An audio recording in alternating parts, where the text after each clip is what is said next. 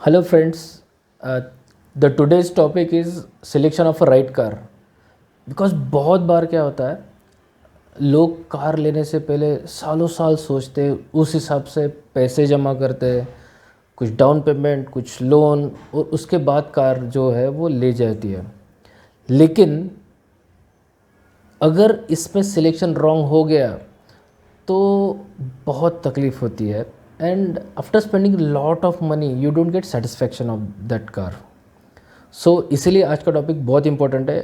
आज का वीडियो थोड़ा लंबा होगा, लेकिन आई रिक्वेस्ट यू अंत तक इस वीडियो को देखें, ताकि अगर आप कार लेना चाहते हो तो आपका भी जो सिलेक्शन है राइट कार का वो परफेक्ट रहे। बिफोर प्रोसीडिंग, अगर आपने मेरा चैनल सब्सक्राइब नहीं किया है तो प्लीज़ आप सब्सक्राइब करें और ये वीडियो को लाइक करें अगर आपको ये वीडियो पसंद आता है।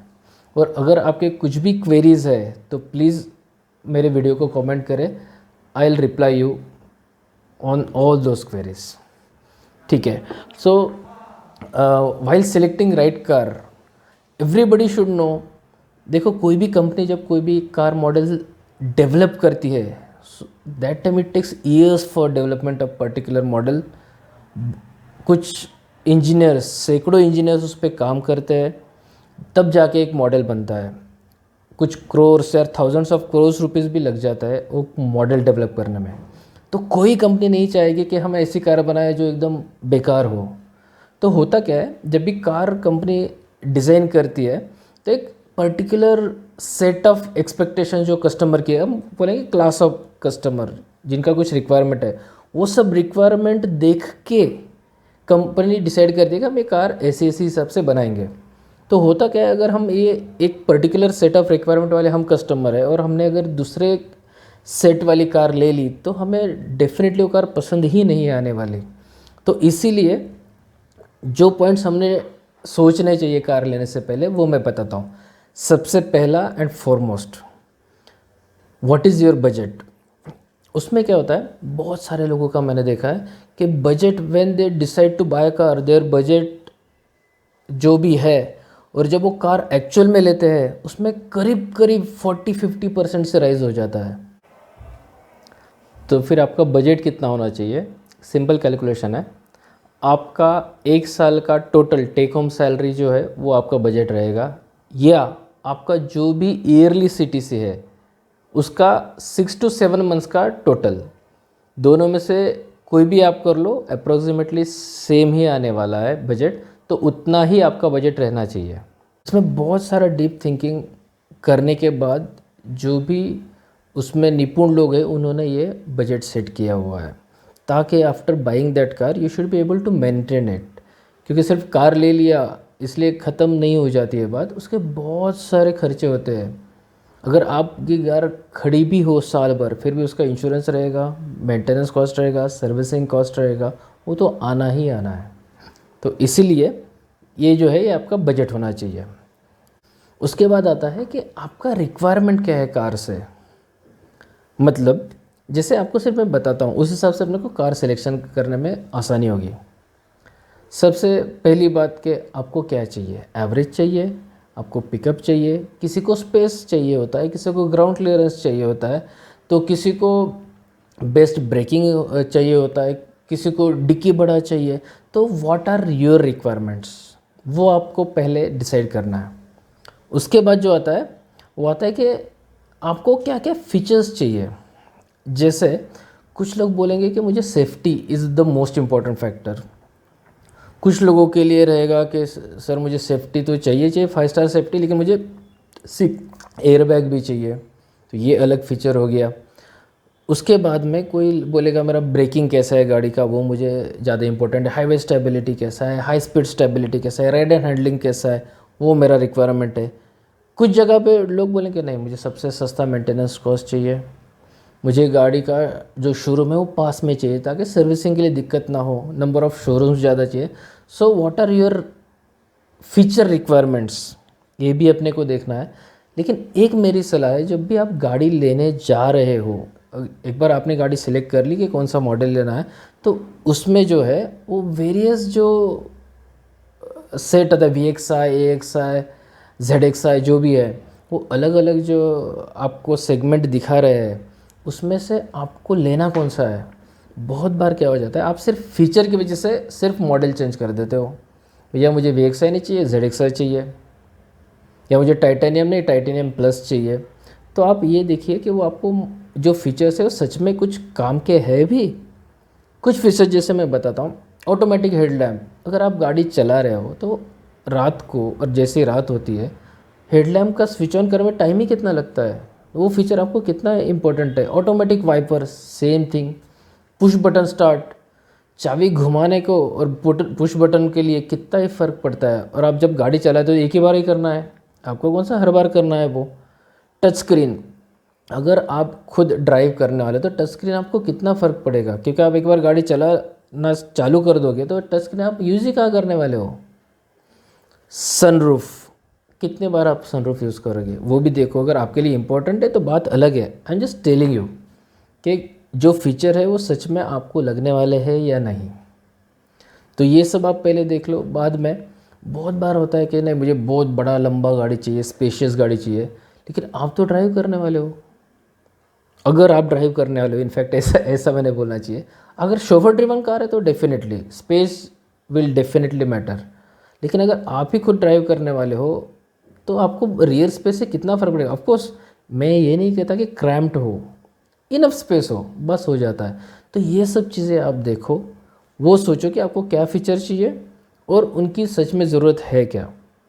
बाद में अपना रिक्वायरमेंट और फीचर में और एक जो सोचने वाली बात है वो है, कुछ अभी फ़िलहाल SUV का क्रेज़ चल रहा है, तो सच में आपको SUV की ज़रूरत है। अगर आपका हाईवे ड्राइविंग ही है, जैसे सपोज़ मान लो मैं अभी पूना में हूँ, मेरा पूना मुंबई या पुणे कोल्हापुर, पुणे नासिक, यही अगर मेरा ट्रैवलिंग होने वाला है, हाईवे ट्रैवलिंग होने वाला है, मुझे SUV की ज़रूरत ही नहीं है।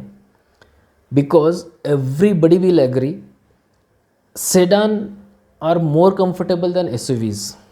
ऑफ कोर्स अगर रोड ख़राब है तो बात उल्टी हो जाती है, SUVs are always comfortable on bad roads, but this is not the case when it comes to highway.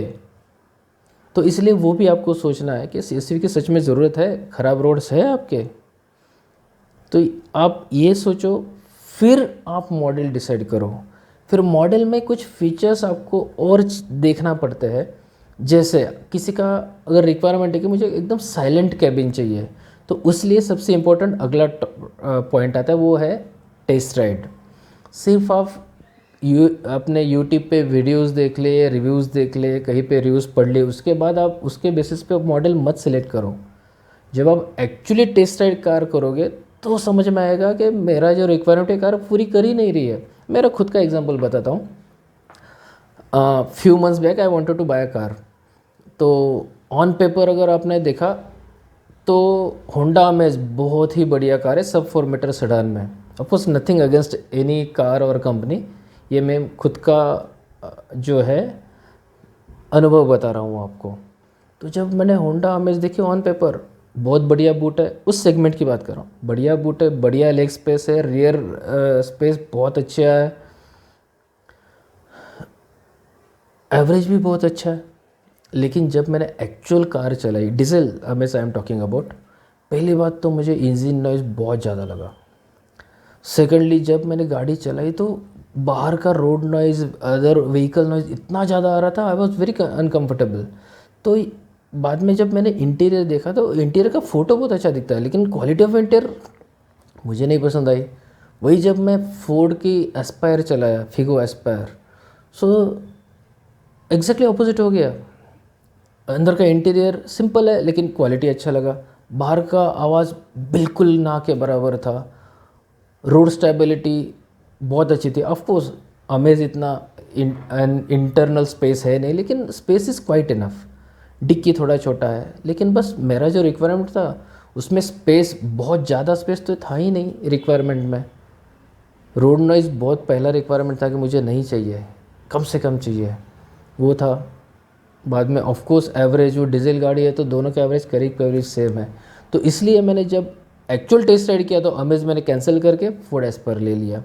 तो ये होता है टेस्ट राइड। तो इसीलिए कभी भी सजेशन आप सबके ले लो, लेकिन पहले टेस्ट राइड करो, फिर आप डिसाइड करो कि आपको गाड़ी लेना है या नहीं लेना है।